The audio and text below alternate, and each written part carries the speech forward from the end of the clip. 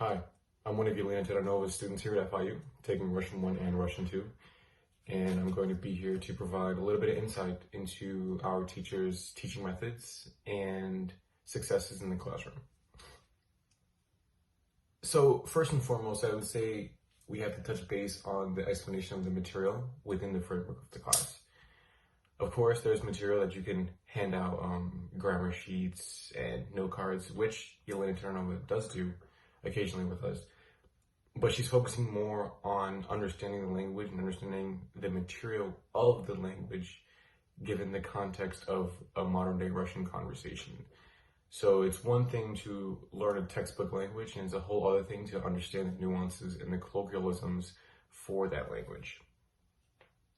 Class management is very straightforward.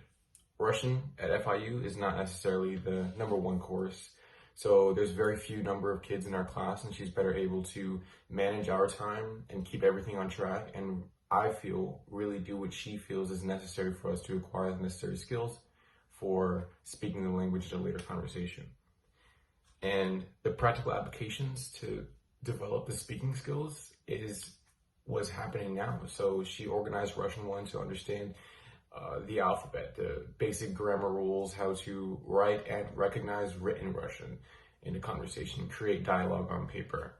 And then we briefly began to create dialogue with each other with our final projects and during certain semester projects, Russian 2 is a little bit different. We're diving deeper into the tenses and the grammar, but it's also focusing on understanding Russian from a verbal point of view. So being able to pick up verbal cues on the verbs, nouns, and the adjectives.